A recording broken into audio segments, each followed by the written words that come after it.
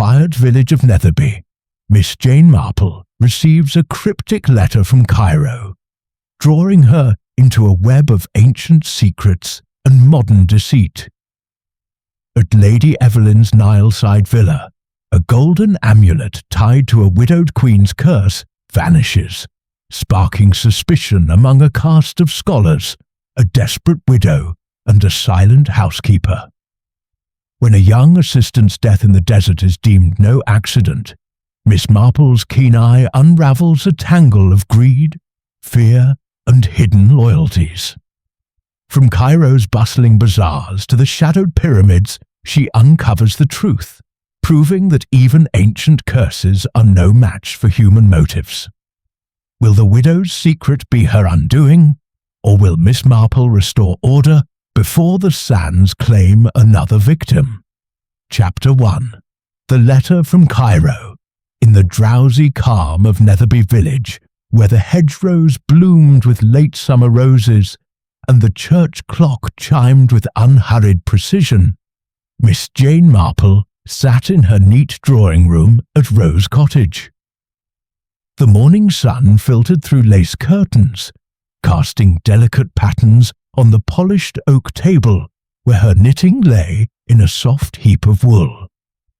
Her needles clicked rhythmically, a gentle counterpoint to the ticking of the mantel clock, as she sorted through the day's post with her usual meticulous care. There were the expected items: a bill from the grocer, an invitation to tea at the vicarage, and a chatty letter from her nephew Raymond, full of London's latest literary gossip. But one envelope stood apart, its edges frayed and adorned with unfamiliar stamps, postmarked from Cairo. Miss Marple's delicate fingers paused as she examined it. The handwriting was elegant but hurried, betraying a tremor of unease. It was from Lady Evelyn Hatherley, a friend from her school days at a prim Florence boarding school, where they had shared confidences over cups of weak tea.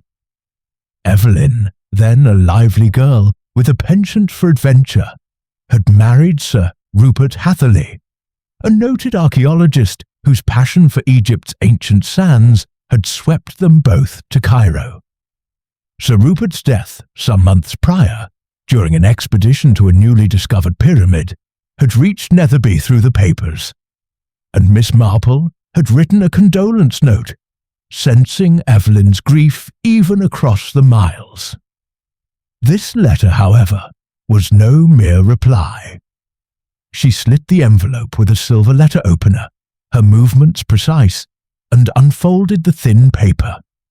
The words, penned in Evelyn's distinctive script, carried a note of urgency that set Miss Marple's keen mind alight. "My dear Jane," it began, "I find myself in a most distressing situation, one that calls for a mind as sharp as yours. Since Rupert's passing, I have remained in Cairo, overseeing his final work, an artifact of great value, tied to a widowed queen of the old kingdom. But there are whispers of a curse, and now troubling events threaten those around me. I dare not say more in writing, but I beg you to come to Cairo. Your insight is my only hope." The letter ended abruptly, as if Evelyn had hesitated to commit further details to paper. Miss Marple leaned back in her armchair, her blue eyes narrowing thoughtfully. A curse, she mused, was often a convenient cloak for human mischief. Her years in Netherby had taught her that the quietest villages hid secrets as tangled as any cities, and she suspected Cairo, with its ancient mysteries and modern intrigues, would be no different. Evelyn's mention of an artifact piqued her curiosity most. A golden amulet, perhaps, or a relic of some forgotten queen, valuable enough to stir greed or fear. She recalled a conversation with Colonel Bantry, who had once spoken of Egypt's tombs and the avarice they inspired among scholars and thieves alike. People will do anything for a piece of the past, he had said, and Miss Marple had nodded, knowing the past often held the key to present crimes. She rose, her movements sprightly despite her years, and crossed to the window, gazing at Netherby's tranquil high street. The butcher's boy cycled past whistling, and Mrs. Price from the post office waved cheerfully. Yet Miss Marple's thoughts were far away, conjuring images of sun-scorched pyramids and the shadowed corridors of Evelyn's villa.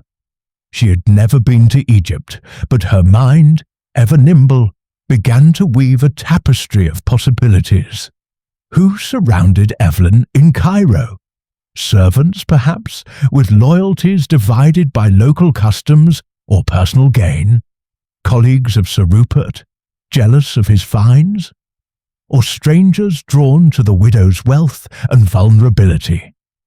Evelyn's letter hinted at a circle of acquaintances, and Miss Marple knew from experience that circles often concealed thorns. Returning to her desk, she penned a brief reply, assuring Evelyn of her arrival and promising discretion. Then, with the efficiency of one accustomed to swift decisions, she telephoned her travel agent in London, securing passage on a steamer departing Southampton in 3 days' time.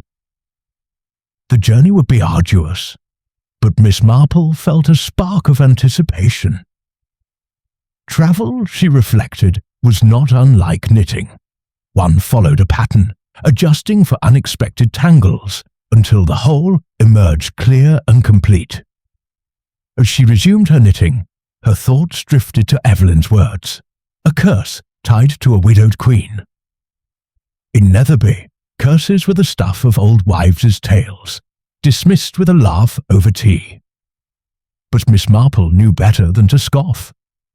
Fear, whether of spirits or scandal, could drive people to desperate acts. She recalled a case in Netherby years ago, when a farmer's wife claimed a hex had ruined her crops, only for Miss Marple to uncover a neighbour's sabotage over a disputed fence. Human nature, she thought, was the true curse, as old as the pyramids and twice as enduring. By evening, her plans were set. She informed her maid, Lily, to prepare her modest trunk, selecting practical linens suited for Egypt's heat and a single indulgence, a shawl of fine cashmere, for Cairo's nights could be cool. As she sat by the fire, her needles clicking once more, Miss Marple felt the familiar stir of a puzzle taking shape. Somewhere in Cairo, amid the sands and secrets, a mystery awaited her, one that would require every ounce of her unobtrusive cunning. She smiled faintly, her eyes bright with the challenge, and turned her thoughts to the voyage ahead. Chapter 2. The House by the Nile. The steamer's mournful horn lingered in the sultry air, as Miss Jane Marple stepped onto the crowded quay at Alexandria. Her small, upright figure a stark contrast to the chaotic swirl of porters, hawkers, and sunburned tourists. The Egyptian sun blazed overhead, its heat a tangible weight. But Miss Marple, clad in a sensible linen dress and a wide-brimmed straw hat, moved with the calm precision of one accustomed to navigating life's turbulence. Her sharp blue eyes, half hidden behind spectacles, took in the scene, the glint of the Mediterranean, the clamour of Arabic and English mingling in the air, the faint scent of salt and diesel. A driver, dispatched by Lady Evelyn Hatherley, awaited her with a sleek black motor car, and soon they were speeding south toward Cairo, the road flanked by dusty palms and the occasional glimpse of the Nile's sluggish, silver-green waters. Cairo unfolded before her like a tapestry woven of ancient and modern threads. Minarets pierced the skyline, their calls to prayer weaving through the honks of motor cars and the cries of street vendors peddling figs and trinkets. Miss Marple, her gloved hands folded neatly in her lap, absorbed it all, her mind already sifting the unfamiliar for patterns. She thought of Netherby, her quiet village where the smallest deviation, a misplaced teacup, a hurried glance, could unravel a scandal. Cairo, she suspected, would be no different, its secrets merely cloaked in a more exotic guise. Lady Evelyn's villa, perched on the Nile's west bank, was a vision of elegance, its white stucco walls glowing against a riot of bougainvillea and jasmine. Arched windows caught the river's reflection, and a wrought-iron gate creaked softly as the car pulled up. Evelyn herself emerged, her face pale beneath a broad hat, her once vibrant eyes shadowed with worry. "Jane, thank heaven you've come," she said, her voice catching as she clasped Miss Marple's hands. Her hands trembled, and Miss Marple noted the faint smudge of powder on her cheek, as if applied in haste to conceal sleepless nights. They moved inside to a cool, tiled drawing room, where a servant brought a tray of mint tea in delicate glasses, the steam curling like a question mark in the air. Seated on a cushioned divan, Evelyn poured out her story, her words tumbling with the urgency of one unburdening a heavy load. The trouble, she explained, revolved around a golden amulet, unearthed by her late husband, Sir Rupert Hatherley, in a minor pyramid near Saqqara. Unlike the grand tombs of Giza, this site was obscure, its chambers yielding secrets few had dared to probe. The amulet, small but exquisitely crafted, bore hieroglyphs linking it to a widowed queen of the Old Kingdom, a figure whose name was lost, but whose legend spoke of power and retribution. Since its discovery, the expedition had been dogged by misfortune, a scaffold collapsing on a worker, narrowly missing Sir Rupert, a jug of water tainted with a bitter, unidentified substance. And now, as the amulet's transfer to the Cairo Museum loomed, an undercurrent of dread among the household. "They speak of a curse," Evelyn said, her voice dropping to a whisper. "I don't believe in such nonsense, but someone does, and it's driving them to act." Miss Marple sipped her tea, its minty tang sharp on her tongue, and let her gaze wander over the room. A carved scarab rested on a mahogany side table, its green stone catching the light. A fragment of painted frieze adorned the wall, depicting a solemn procession of ancient figures. The air held a faint mustiness, as if the past clung to every surface. "Who shares this house with you, Evelyn?" she asked, her tone as gentle as a summer breeze in Netherby. Evelyn sighed, her fingers twisting a lace handkerchief. The household, she explained, was a small but varied circle. Dr. Felix Langston, Sir Rupert's colleague, was a scholar of Egyptian antiquities, his erudition matched by a pompous air that bordered on arrogance. Mrs. Clara Vernon, a wealthy widow who had funded part of the dig, lingered in Cairo, her sharp tongue and penchant for late-night card games hinting at a restless spirit. Mr. Harold Blake, Sir Rupert's young assistant, was earnest but nervous, forever clutching a leather notebook as if it held his very soul. Amira, the Egyptian housekeeper, moved through the villa with a silent grace, her dark eyes seeming to see more than she spoke, her loyalty to Evelyn tempered by an enigmatic reserve. Miss Marple listened, her mind conjuring parallels from Netherby. A vicar's wife whose fidgeting betrayed a hidden affair. A grocer whose silences masked petty theft. "Have you noticed anything peculiar among them?" she asked.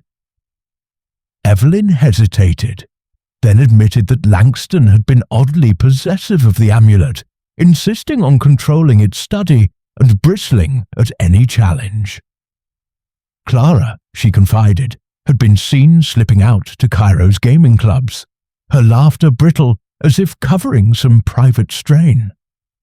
Harold, meanwhile, seemed haunted, often pausing mid-sentence to glance over his shoulder, as if expecting a shadow to emerge. Amira, though devoted, had once spoken of the amulet's rightful place, in a tone that chilled Evelyn, though she couldn't say why. Their conversation was interrupted by the arrival of Dr. Langston, a tall man with a pronounced limp, his cane tapping the tiles as he entered. "Miss Marple, I presume?" he said, his smile thin, his eyes appraising her as one might a quaint relic. "Evelyn speaks highly of your village insights. Cairo is rather more complex, I fear." His condescension was palpable, but Miss Marple merely nodded, noting the way his fingers tightened on his cane, the faint sheen of sweat on his brow despite the room's coolness.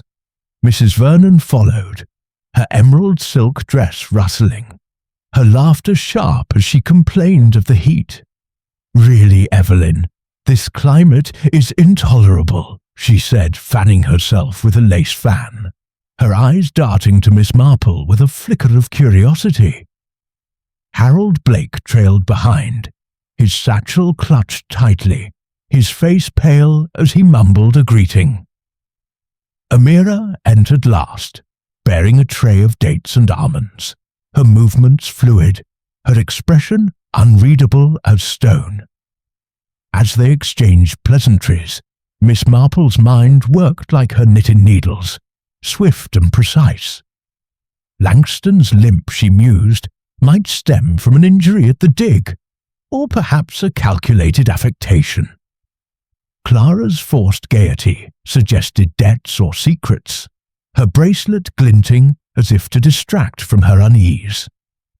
Harold's nervous tics hinted at knowledge he dared not voice, while Amira's silence was a puzzle, her loyalty perhaps masking a deeper allegiance.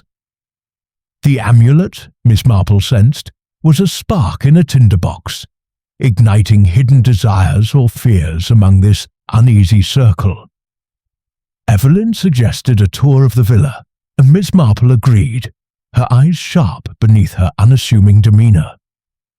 They passed through rooms lined with artefacts, a bronze statuette of Anubis, a faded papyrus under glass, a pottery shard etched with faint symbols. In the study, a locked cabinet held the amulet, its glass door gleaming under a single lamp. Miss Marple's gaze lingered on a faint scratch near the lock, too deliberate to be accidental, and a misplaced cushion on a nearby chair, as if someone had sat there in haste. "A fine piece," she murmured, her tone bland, but her mind was already tracing threads. Threads that led from the cabinet to the hearts of those who coveted its contents, and perhaps to the shadow of a curse that was all too human. Chapter 3. The Shadow of the Curse. The Egyptian twilight settled over Lady Evelyn's villa like a silken veil, softening the harsh lines of the day and filling the air with the faint hum of cicadas and the distant murmur of the Nile. Inside, the dining room glowed with the warm flicker of oil lamps, their light dancing on the polished mahogany table where a formal dinner was laid out to mark the impending transfer of the golden amulet to the Cairo Museum. The occasion, meant to be celebratory, carried an undercurrent of tension, as if the very air held its breath.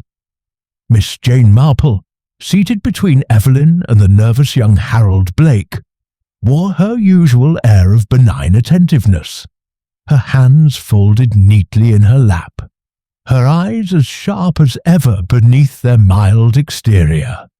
The table was set with fine china and silver, a nod to English, tradition amid Cairo's exotic backdrop. And the scent of spiced lamb and saffron rice mingled with the faint jasmine drifting through the open windows. Dr. Felix Langston presided at the table's head, his voice resonant with the confidence of a man accustomed to commanding attention. "The amulet is a triumph of Old Kingdom craftsmanship," he declared, his cane resting against his chair, his limp momentarily forgotten as he leaned forward. "Its hieroglyphs speak of a queen's eternal vow, protection for her kin, ruin for her foes. Quite extraordinary." His enthusiasm, Miss Marple noted, had a polished edge, as if rehearsed for an audience, and she observed the way his eyes flicked towards the study door, where the amulet lay in its locked cabinet. Mrs. Clara Vernon, resplendent in a gown of deep emerald, laughed, a brittle sound that cut through the room. "Ruin, you say? That curse seems lively enough, Doctor. The locals swear it strikes any who dare steal it." Her words were light, but her fingers toyed restlessly with a pearl bracelet, the pearls clicking softly, and Miss Marple caught a fleeting shadow of unease in her eyes. Harold Blake, seated to Miss Marple's left, was a study in discomfort. His fork trembled as he pushed a piece of flatbread across his plate, his eyes darting toward the study as if drawn by an invisible thread. His silence was heavy, broken only by a mumbled agreement when Evelyn tried to draw him into the conversation. Amira, the housekeeper, moved with her customary grace, serving dishes with a precision that belied her youth. Her dark hair was bound tightly, her face impassive, but Miss Marple noticed a momentary pause as she placed a bowl before Clara, their eyes meeting in a glance that held something, distrust perhaps or recognition, before Amira retreated to the shadows. Evelyn, ever the gracious hostess, attempted to lighten the mood, recounting a charming anecdote about a bazaar merchant who had tried to sell her a genuine mummy's toe. But the laughter was strained, and the talk of curses lingered like an unwelcome guest. Miss Marple, her voice soft as a Netherby breeze, ventured a question. "Surely these tales of curses are mere fancy," she said, her tone inviting confidence. The response was immediate. Langston's dismissive snort, Clara's sharp glance, Harold's sudden intake of breath. Amira, clearing a plate, said nothing, but her hands stilled briefly. Miss Marple tucked these reactions away, her mind recalling a Netherby spinster whose tales of a haunted well had masked a scheme to scare off nosy neighbours. The meal progressed to dessert, a delicate rosewater custard, when a piercing scream shattered the room's fragile calm. It came from the study, where Amira had gone to fetch a shawl for Evelyn. The guests surged to their feet, chairs scraping, and rushed to the source, Miss Marple following at a measured pace, her heart quickening, but her expression serene. The study's heavy door stood ajar, and the locked cabinet, its glass door gleaming under a single lamp, was open, the velvet cushion within bare. The amulet was gone. Evelyn clutched Miss Marple's arm, her voice a gasp. "It was locked, Jane! I checked it myself this afternoon." Langston's face reddened, a vein pulsing at his temple as he muttered an oath. Clara's hand flew to her throat, her bracelet glinting, while Harold stood frozen, his satchel clutched like a shield, his eyes wide with something akin to terror. Accusations erupted like sparks in dry grass. Langston rounded on Harold, demanding to know his whereabouts that afternoon. "You were poking about the study, boy. Don't deny it." Harold stammered a denial, his voice cracking. Clara, her tone icy, suggested the staff had access to the keys, her gaze sliding toward Amira, who stood calmly by the door. "I was in the kitchen," Amira said, her voice low but firm, as the cook can attest. Miss Marple, unnoticed amid the chaos, knelt by the cabinet, her gloved fingers brushing the carpet. She rose with a faint smudge of coal on her glove, and a tiny gold cufflink, engraved with a delicate FL, caught in the fringe.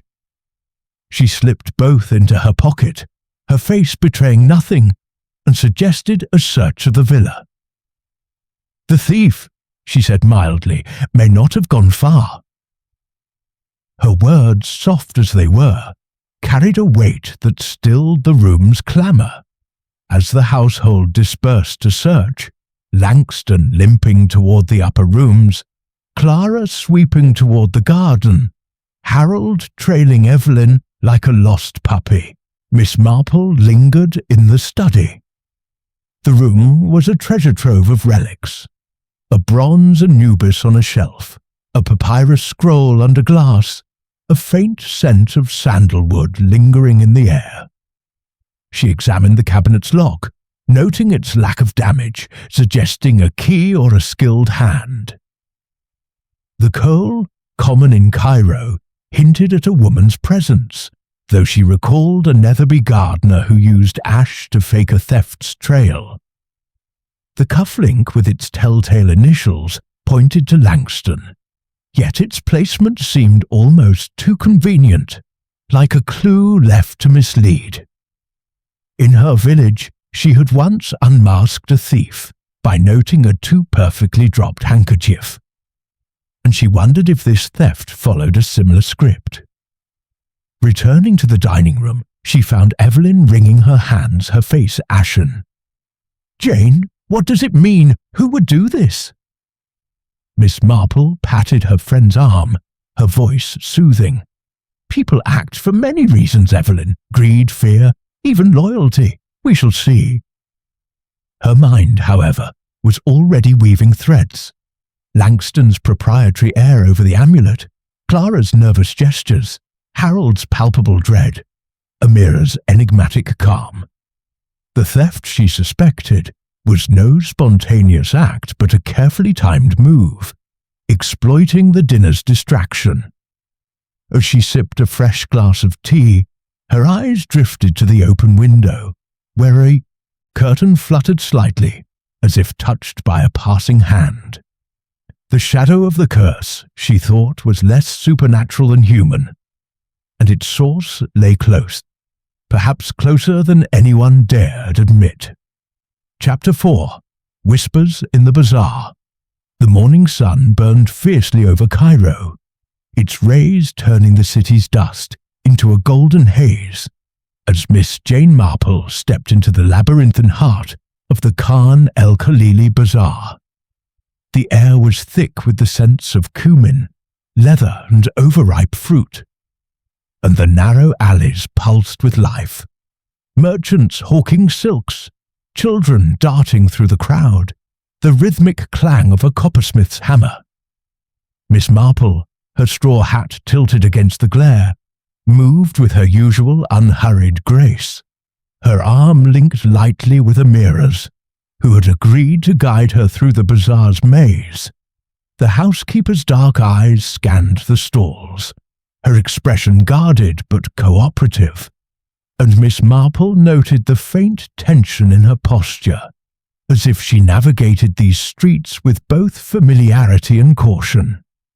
The amulet's theft had left Lady Evelyn's villa in a state of uneasy disquiet, and Miss Marple, sensing the key to the mystery lay beyond its walls, had proposed this outing to glean what she could of the relic's significance.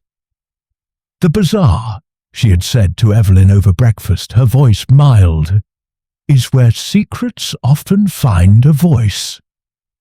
Amira, whose knowledge of Cairo's undercurrents was unmatched, was the natural choice as companion. As they wove through the throng, Miss Marple's keen eyes missed nothing.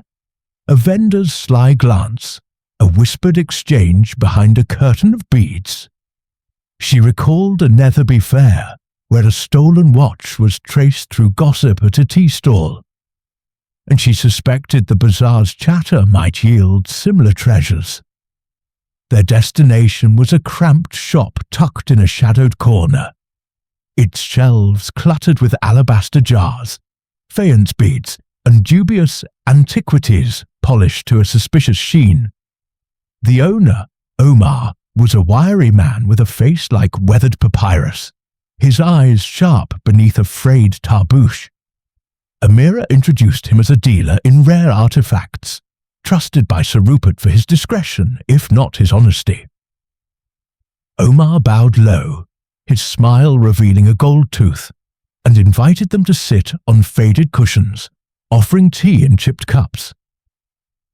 "You seek news of the golden amulet, yes?"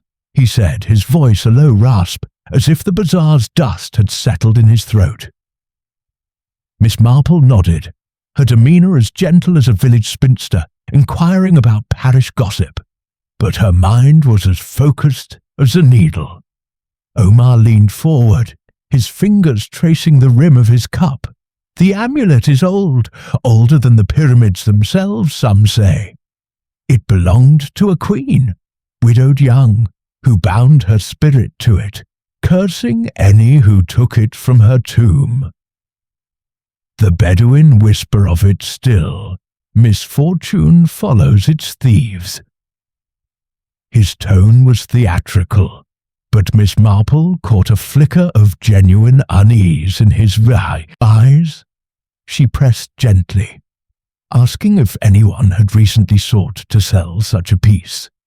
Omar hesitated, his gaze sliding to Amira, then back to Miss Marple. "A foreigner came, perhaps a week ago," he admitted.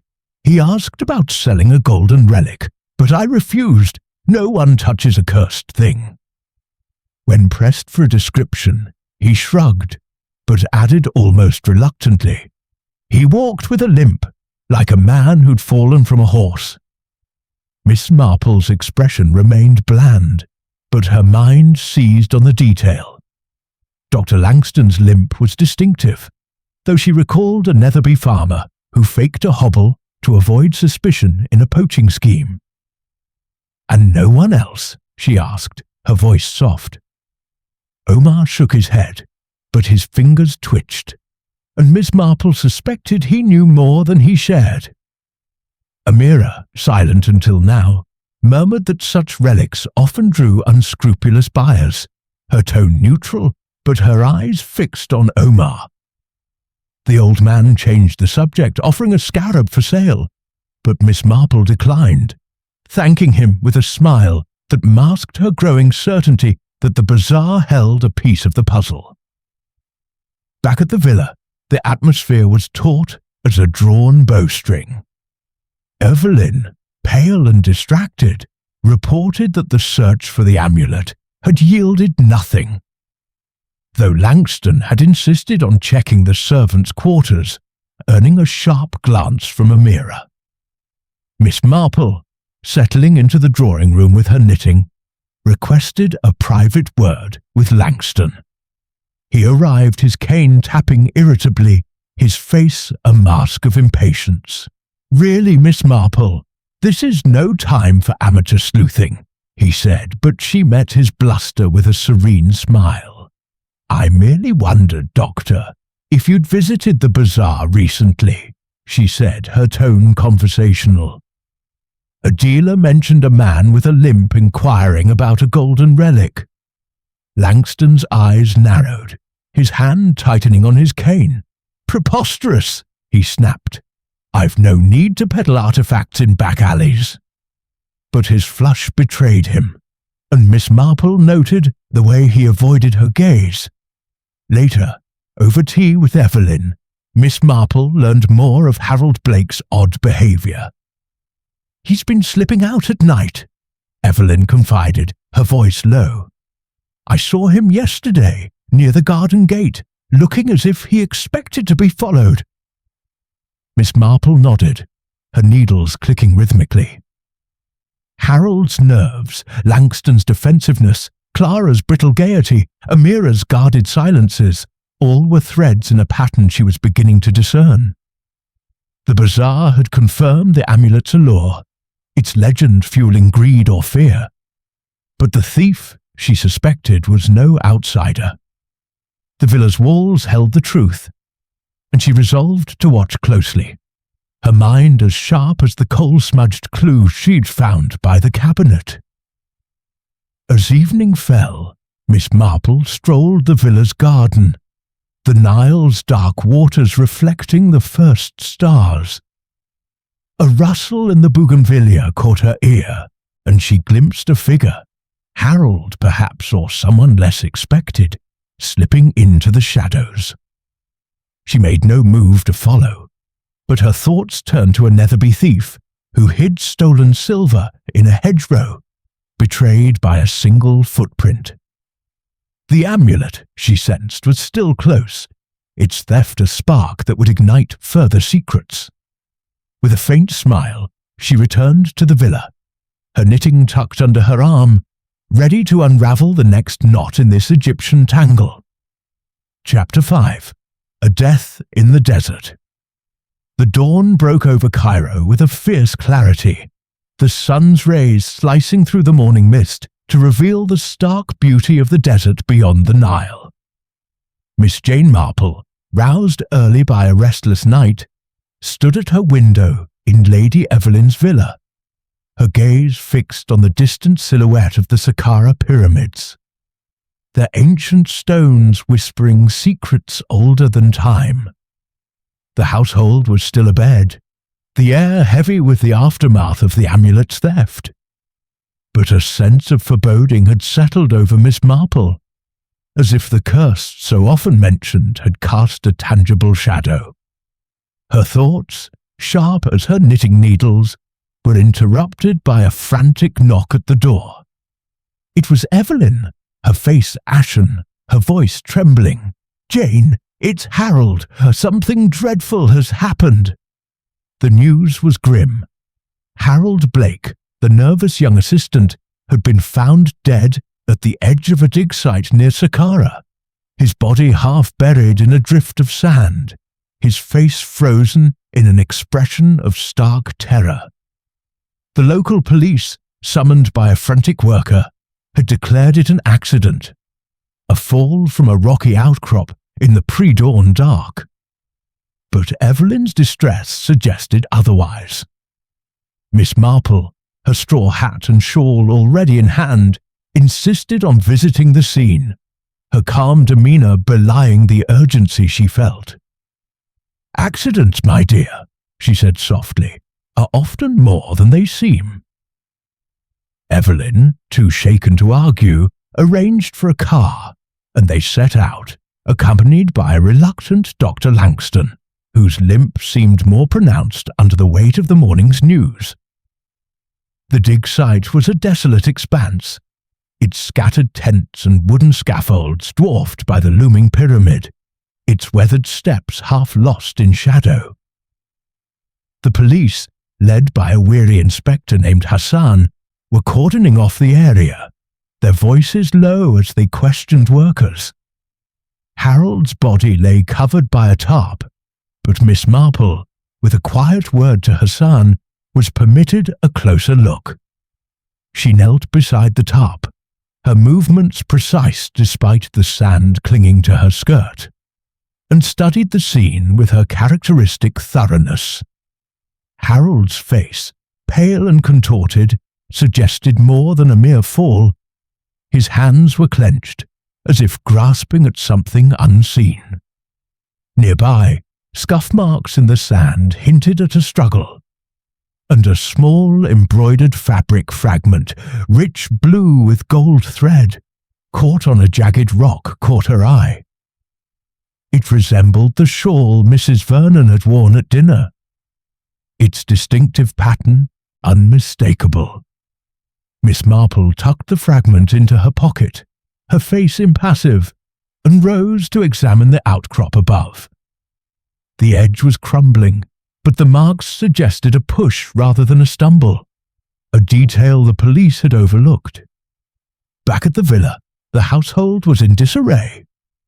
Clara Vernon, informed of the tragedy, sat in the drawing-room, her face pale beneath her rouge, her fingers twisting the very shawl Miss Marple had noted. "Poor boy," she murmured, but her voice lacked warmth, and her eyes darted to the door as if expecting an accusation. Langston, pacing despite his limp, declared the death a foolish mishap, blaming Harold's inexperience. Amira, serving coffee with her usual silence, paused briefly when Harold's name was mentioned, her expression unreadable, but her hands betraying a faint tremor. Evelyn, near tears, confided to Miss Marple that Harold had been agitated the previous night, whispering to her about seeing someone near the study before the amulet's theft. "He seemed frightened, Jane," she said, "as if he knew something dangerous." Miss Marple, her knitting resumed as a shield for her thoughts, questioned Clara gently. "You were in your room all night, Mrs. Vernon?" she asked, her tone as mild as a Netherby tea party. Clara nodded quickly, too quickly, her bracelet clicking as she adjusted her shawl. "Of course," she said, her voice sharp. "I retired early. Headache, you know." But Miss Marple recalled the shawl's distinctive embroidery and the scuff marks at the dig site, her mind weaving a pattern as intricate as her wool. In Netherby, a stolen pie had been traced to a baker's wife by a crumb on her apron, and she suspected Clara's denial held similar cracks. Later, alone with Evelyn, Miss Marple probed further. "Did Harold mention what he saw by the study?" she asked. Evelyn shook her head, but recalled Harold's nervous habit of scribbling in his notebook, which he'd clutched even at dinner. The notebook, however, was missing, likely buried with him in the sand or taken by another hand. Miss Marple's thoughts turned to Langston, whose cufflink near the cabinet suggested involvement, and Amira, whose knowledge of the villa's hidden corners made her a silent force. Yet Clara's shawl fragment was the most tangible clue, pointing to a presence at the dig site that contradicted her alibi. As the day waned, Miss Marple walked the villa's garden, the Nile's dark waters reflecting the first stars. The death, she mused, was no accident but a desperate act, tied to the amulet's theft and the fears it stirred. Harold's knowledge, perhaps of the thief's identity, had made him a threat, and someone had acted to silence him. The curse, she thought, was a convenient mask for human motives, greed perhaps, or a deeper fear of exposure.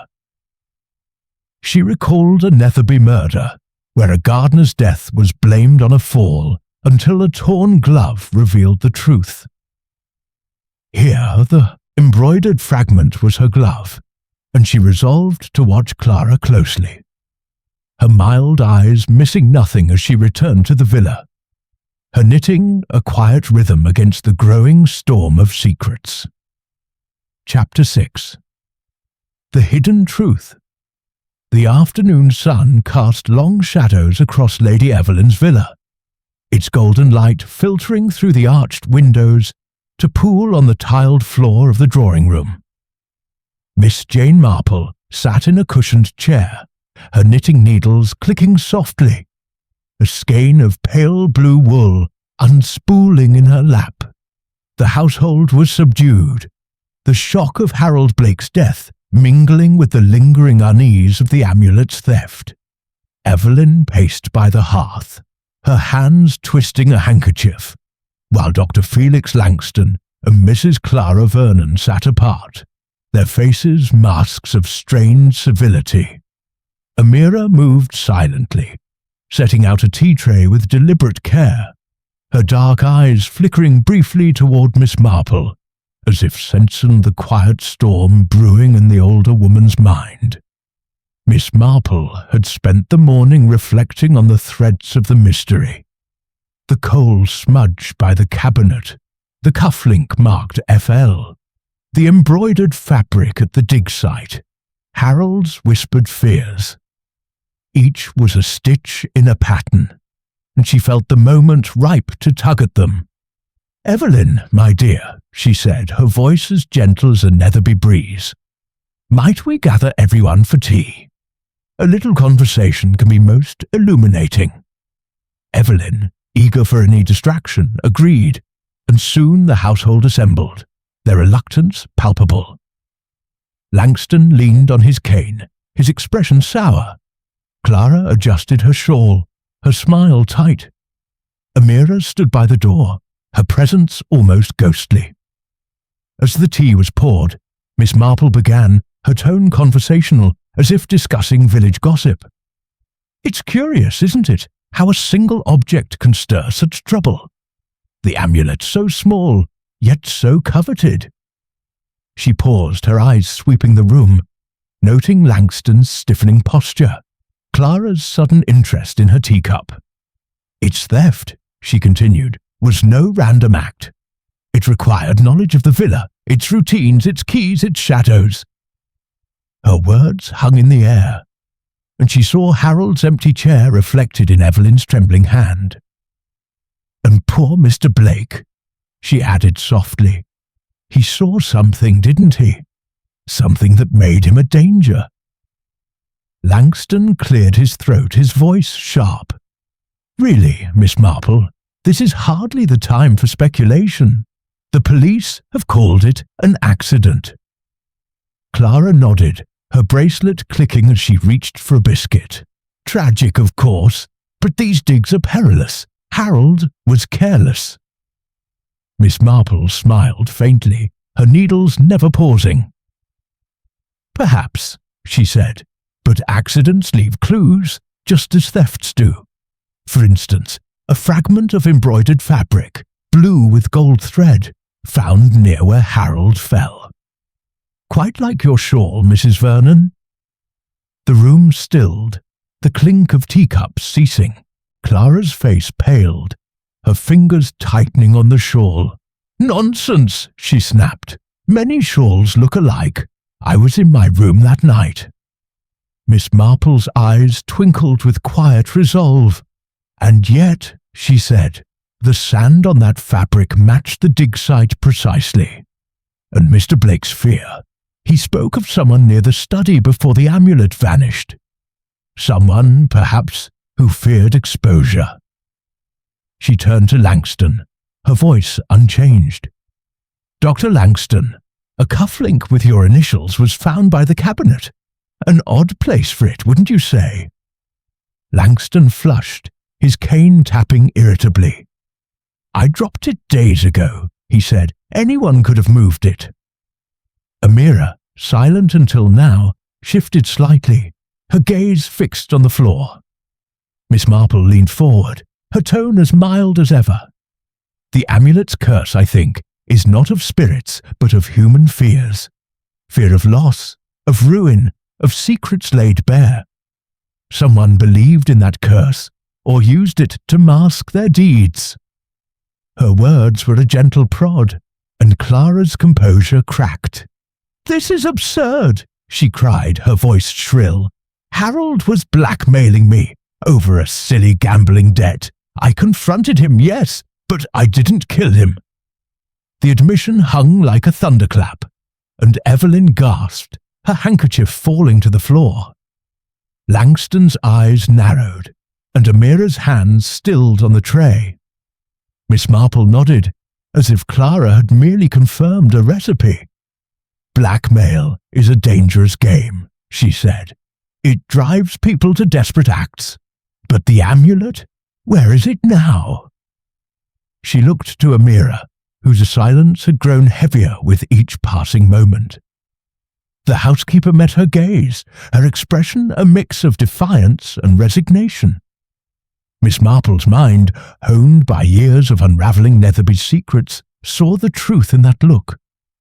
Clara's outburst had shifted the pattern, revealing not one culprit, but two threads converging. Later, in the quiet of the study, Miss Marple spoke privately with Evelyn. "Clara's confession explains much," she said, "but not all. The amulet's theft and Harold's death are linked, but the hands behind them may not be the same." She recalled a Netherby scandal where a stolen necklace and a broken window pointed to different culprits, their motives tangled like wool. Clara's confrontation with Harold suggested a struggle, perhaps fatal, but the amulet's disappearance required a subtler touch. Amira, with her knowledge of the villa's hidden corners, was a piece yet to be placed. Miss Marple resolved to watch and listen, her knitting a steady rhythm as she waited for the final threads to align. Chapter 7. The Widow's Secret. The evening air in Cairo was thick with the scent of dust and jasmine, the Nile's dark waters reflecting the first glimmers of starlight. As Miss Jane Marple sat alone in the villa's study, her knitting abandoned on the table beside her. The revelations of the afternoon, Mrs. Clara Vernon's blurted confession of confronting Harold Blake over blackmail, had stirred the household like a stone cast into still water. But Miss Marple knew the ripples hid deeper currents. The golden amulet, still missing, was the key, its absence tied to Harold's death and the web of fear and greed that bound the villa's occupants. Her mind, as sharp as the pins in her knitting bag, turned to Amira, the silent housekeeper whose guarded glances and intimate knowledge of the house suggested a role yet unrevealed. Miss Marple had requested a private word with Amira, and now, as the villa settled into an uneasy quiet, the young woman stood before her, in the study, her dark eyes wary but steady. The room was lit by a single lamp, its glow casting shadows on the relics that lined the walls. A bronze ibis, a faded papyrus, the empty cabinet where the amulet had rested. Miss Marple's voice was soft, almost maternal, as she began. "Amira, you've served Lady Evelyn faithfully, haven't you? Yet I sense you know more of this amulet than you've shared." Amira's hands clasped tightly before her, but she said nothing. Her silence, a wall Miss Marple had breached before in Netherby, with a poacher's wife who hid her husband's thefts behind a similar stoic facade. "You spoke once of the amulet's rightful place," Miss Marple continued, her tone as gentle as a village confidant. "To you it's more than a relic, isn't it? A piece of your heritage, perhaps, taken from the sands that belong to your people." Amira's eyes flickered, a spark of emotion breaking through her reserve. Miss Marple pressed on, her words measured but relentless. "The theft was clever. No broken lock, no trace but a smudge of coal and a cufflink, perhaps placed to mislead. Only someone who knew the villa's secrets could have managed it. Someone like you." She paused, watching as Amira's shoulders tensed, her breath catching. The housekeeper's resolve crumbled, her voice low and trembling as she spoke. "It was mine to protect," she said. "The amulet belongs to the Queen to Egypt. Sir Rupert took it, and the spirits grew angry. Accidents, poison, death. I took it to return it to the pyramid, to end the curse." She confessed to slipping into the study during the dinner, using a hidden passage behind the cabinet, known only to the staff. She had hidden the amulet in the cellar, wrapped in linen, intending to restore it to its tomb. "But Harold saw me," she whispered. "He guessed, and I feared he'd tell." Miss Marple nodded, her expression unchanged, but her mind raced. Amira's confession explained the theft, but Harold's death was another matter. The scuff marks at the dig site, the embroidered fragment from Clara's shawl, These pointed elsewhere. "And Mrs. Vernon?" Miss Marple asked gently. Amira shook her head. She knew nothing of the amulet's hiding place, but she argued with Harold that night in the garden. "I heard them." Angry words, then silence. Miss Marple's thoughts turned to Clara's earlier outburst, her admission of blackmail. A confrontation gone wrong, perhaps, in the dark of the desert. Summoning the household to the drawing room, Miss Marple laid out her findings with the calm precision of one unravelling a tangled skein. "The amulet was taken by Amira," she said, her voice soft but clear. "Not for gain, but to right a perceived wrong. She believed its removal angered the spirits, bringing misfortune." Amira stood silently, her head bowed as Evelyn gasped. "But Harold's death," Miss Marple continued, turning to Clara, "was no accident. You met him at the dig site, didn't you, Mrs. Vernon? He was blackmailing you over your debts, threatening to expose you.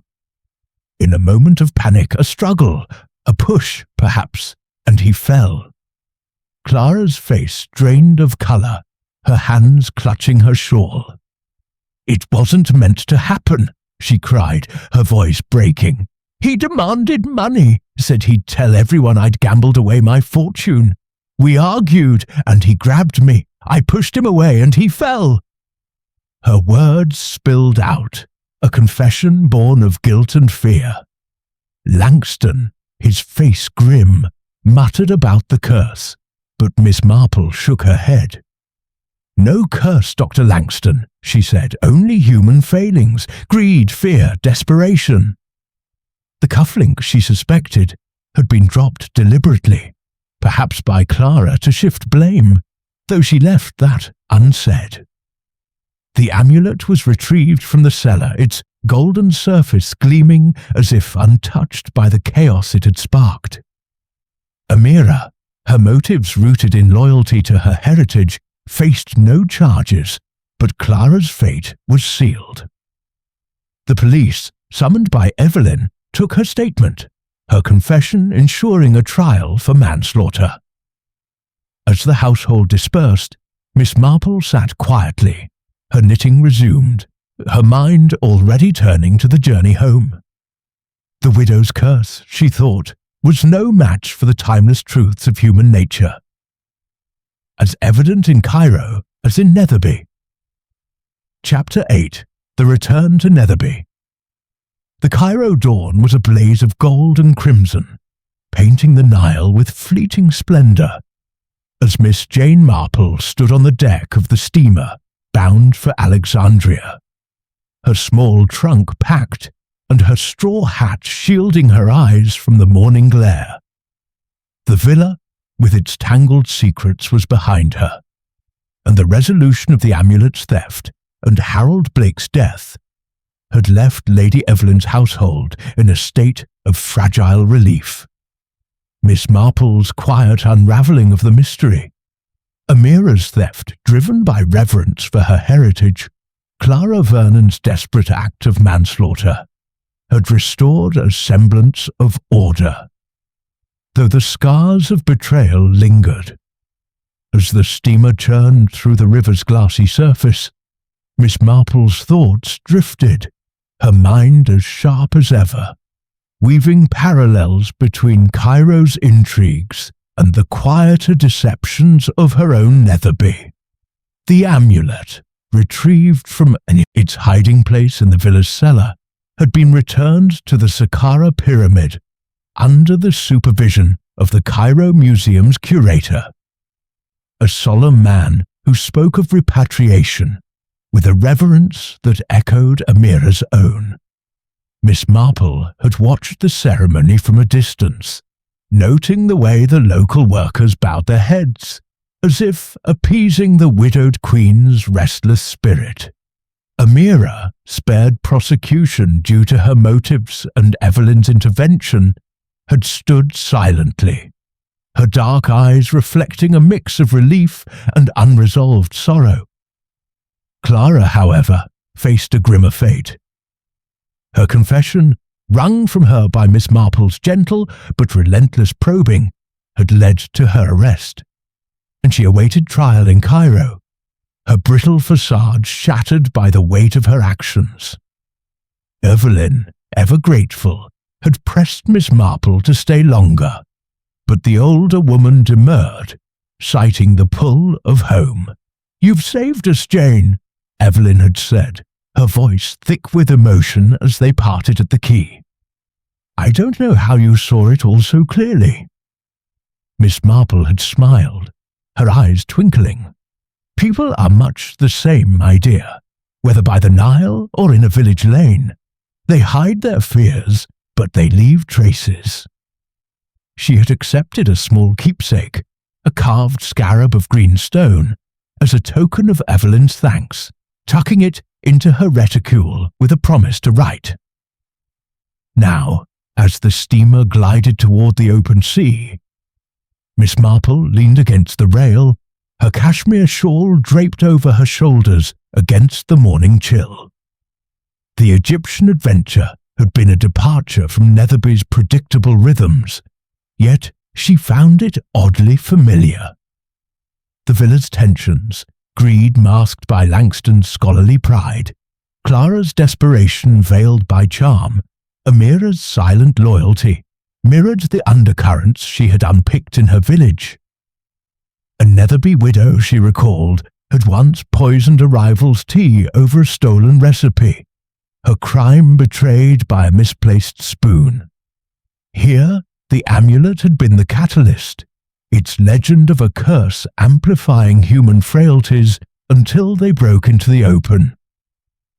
Her thoughts turned to Dr. Langston, whose cufflink had briefly misled her. She suspected he had dropped it deliberately, perhaps to deflect suspicion or to toy with the household's fears.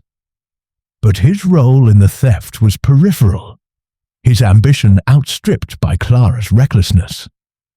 Harold Blake, poor boy, had been a victim of his own curiosity, his blackmail attempt a misstep that cost him his life. Miss Marple sighed, her fingers tracing the scarab in her pocket. Human nature, she mused, was as old as the pyramids, its patterns unchanging, whether etched in stone or whispered in drawing rooms. The voyage home was uneventful, the Mediterranean's calm expanse a soothing contrast to Cairo's dust and drama. Miss Marple spent her days reading or knitting on deck, her needles clicking as she exchanged pleasantries with fellow passengers. A retired colonel, a chatty governess, a merchant who spoke of Cairo's antiquities, trade with a knowing wink. She listened, as always, her mild demeanour masking the way she catalogued their words, filing them away like clues in a case yet to unfold. By the time the steamer docked at Southampton, she felt a quiet satisfaction, the mystery solved, but its lessons lingering. Netherby welcomed her with its familiar embrace, the church clock's steady chime, the roses blooming along the high street, the cheerful wave of Mrs. Price from the post office. Rose Cottage was as she had left it, the drawing room cosy with the scent of lavender and the tick of the mantel clock.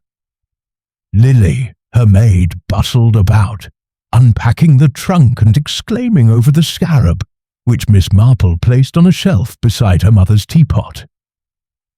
"Was it dreadful, miss?" Lily asked, her eyes wide with village curiosity. "All those pyramids and curses." Miss Marple smiled, settling into her armchair with her knitting. "Not so dreadful, Lily," she said. "People make their own curses, you know." As evening fell, she resumed her knitting, the blue wool taking shape under her deft fingers. The Egyptian puzzle was complete, but Netherby, she knew, held its own secrets, small perhaps, but no less intricate. a neighbour's hushed quarrel, a missing letter, a glance too long at the vicarage tea. These were the threads of her next mystery, waiting to be unravelled. With a faint smile, Miss Marple leaned back, her needles clicking softly, her mind already tracing the patterns of human folly that bound the world from Cairo to her quiet village.